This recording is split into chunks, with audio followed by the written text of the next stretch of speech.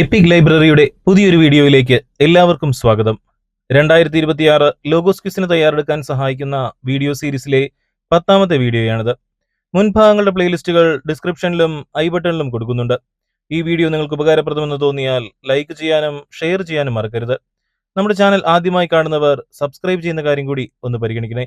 അപ്പോൾ നമുക്ക് വീഡിയോയിലേക്ക് പോകാം. Welcome to epic library.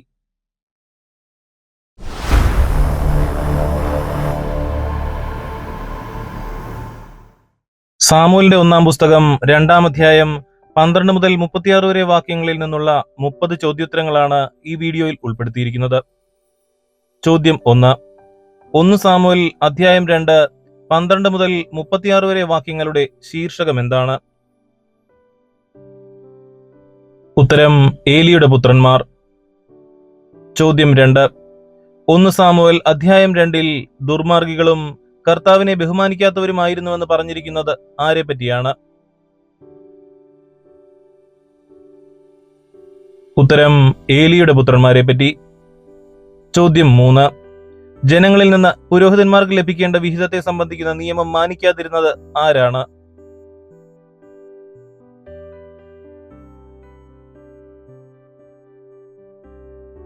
ഉത്തരം ഏലിയുടെ പുത്രന്മാർ.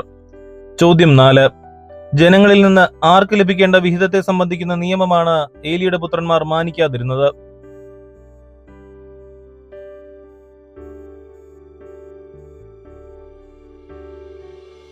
ഉത്തരം പുരോഹിതർക്ക്. ചോദ്യം 5 ആരിൽ നിന്ന് പുരോഹിതന്മാർക്ക് ലഭിക്കേണ്ട വിഹിതത്തെ സംബന്ധിക്കുന്ന നിയമമാണ് ഏലിയുടെ പുത്രന്മാർ മാനിക്കാതിരുന്നത്?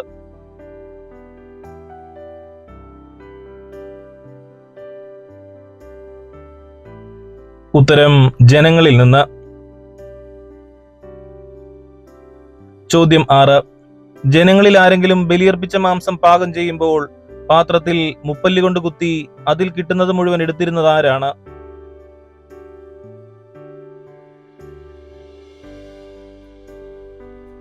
ഉത്തരം പുരോഹിതന്റെ ഭൃത്യൻ. ചോദ്യം 7 എന്ത് ദൈവസന്നിധിയിൽ ഗുരുതരമായി തീർന്നുവെന്നാണ് 1 സാമുവേൽ 2:17 പറയുന്നത്?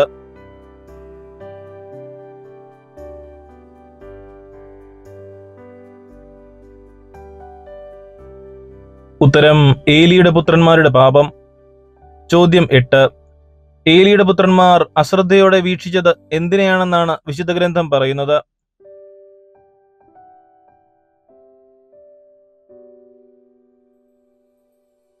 ഉത്തരം കർത്താവിനുള്ള അർച്ചനയെ. ചോദ്യം 9 ചണനൂൽ കൊണ്ടുള്ള ഒരു വിശേഷ വസ്ത്രമാണ് അവൻ ധരിച്ചിരുന്നത്. ആര്?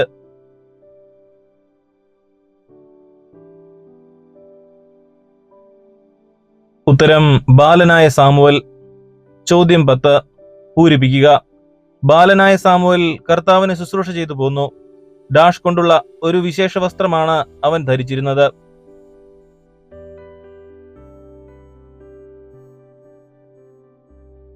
ഉത്തരം ചണനൂൽ. ചോദ്യം 11 സാമുവേലിന്റെ അമ്മ അവൻ എന്താണ് ഉണ്ടാക്കി കൊടുത്തിരുന്നത്?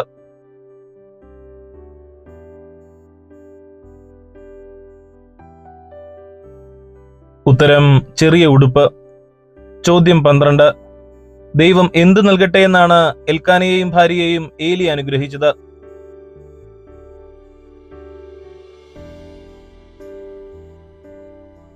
ഉത്തരം കുട്ടികൾ. ചോദ്യം 13 സാമുവേലിന് ശേഷം ഹന്ന എത്ര കുട്ടികൾക്കാണ് ജന്മം നൽകിയത്?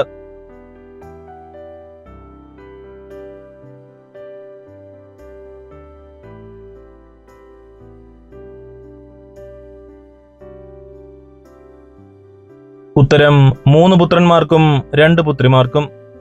ചോദ്യം 14 തന്റെ പുത്രന്മാർ ആരുടെ കൂടെ ശയിച്ചിരുന്നു എന്ന വിവരമാണ് ഏലി അറിഞ്ഞത്?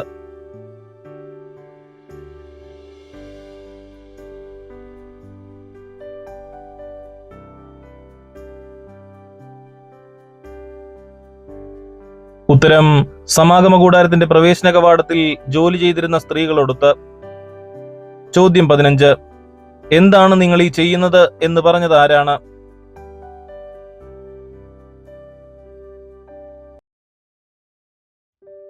ഉത്തരം ഏലി. ചോദ്യം 16. ഏലി തന്റെ പുത്രന്മാരെ കുറിച്ച് എന്തുതരം വാർത്തയാണ് കേട്ടത്?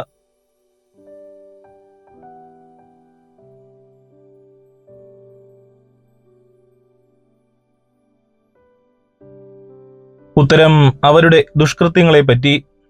ചോദ്യം 17. മനുഷ്യൻ മനുഷ്യനോട് പാപം ചെയ്താൽ ആരാണ് അവന് വേണ്ടി മാധ്യസ്ഥം വഹിക്കുന്നത്?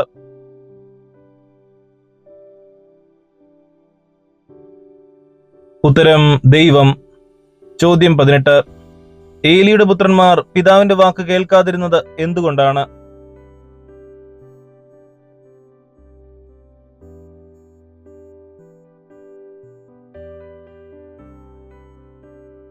ഉത്തരം അവരെ നശിപ്പിക്കാൻ കർത്താവ് നിശ്ചയിച്ചിരുന്നതിനാൽ. ചോദ്യം 19. ബാലനായ സാമുവൽ ആരുടെ പ്രീതിയിൽ വളർന്നു വന്നുവെന്നാണ് വിശുദ്ധ ഗ്രന്ഥം പറയുന്നത്?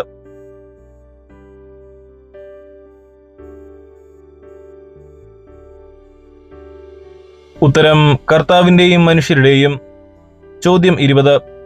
കർത്താവിന്റെ സന്ദേശവുമായി ഏലിയുടെ അടുത്തേക്ക് വന്നത് ആരാണ്?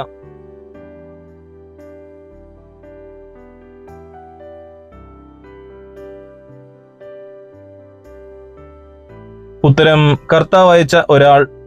ചോദ്യം 21. ഏലിയുടെ പിതാവിന്റെ കുടുംബത്തെ ദൈവം തിരഞ്ഞെടുത്തത് എന്തിനു വേണ്ടിയായിരുന്നു?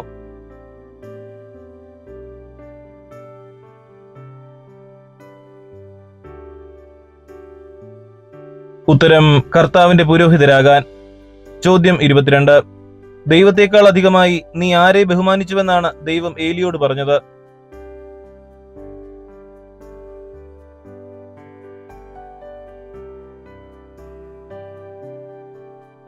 ഉത്തരം നിന്റെ മക്കളെ. ചോദ്യം 23. പൂരിപ്പിക്കുക. എന്നെ ആദരിക്കുന്നവരെ ഞാനും ആദരിക്കും, എന്നെ നിന്ദിക്കുന്നവൻ ഡാഷ്.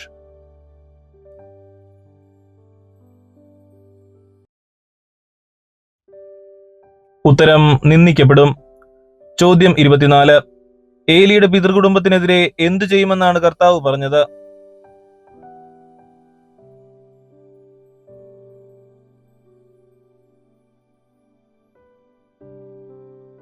ഉത്തരം ശക്തി ക്ഷയിപ്പിക്കും. ചോദ്യം 25. ഏലിയും കുടുംബവും എന്ത് കണ്ടിട്ട് അസ്വസ്ഥരും അസൂയാലുക്കളുമാകുമെന്നാണ് കർത്താവ് പറയുന്നത്?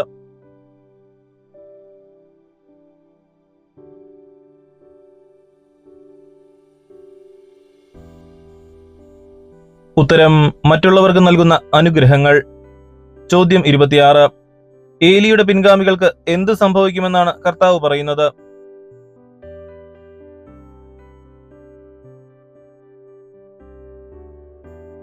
ഉത്തരം യൗവനത്തിൽ മരിക്കും.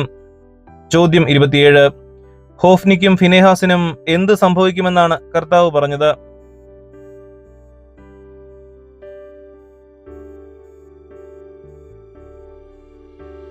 ഉത്തരം അവർ ഒരേ ദിവസം മരിക്കും. ചോദ്യം 28. എങ്ങനെയുള്ള ഒരു പുരോഹിതനെയാണ് ദൈവം തിരഞ്ഞെടുക്കുന്നത്?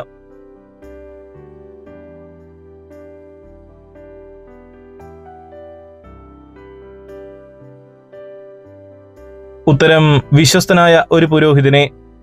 ചോദ്യം 29. വിശ്വസ്തനായ പുരോഹിതൻ നിത്യം ശുശ്രൂഷ ചെയ്യുന്നത് എവിടെയായിരിക്കും?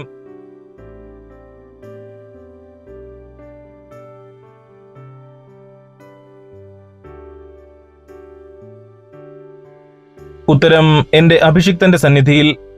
ചോദ്യം 30. ഏലിയുടെ കുടുംബത്തിൽ അവശേഷിക്കുന്നവർ വിശ്വസ്തനായ പുരോഹിതനോട് യാചിക്കുന്നത് എന്തിനു വേണ്ടിയായിരിക്കും?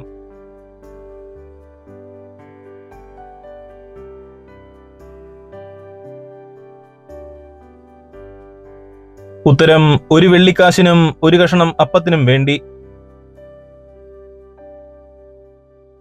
2026 ലോഗോസ് ക്വിസിന് തയ്യാറെടുക്കാൻ സഹായിക്കുന്ന വീഡിയോ സീരീസിലെ 10ാമത്തെ ഭാഗം ഇവിടെ അവസാനിക്കുകയാണ്.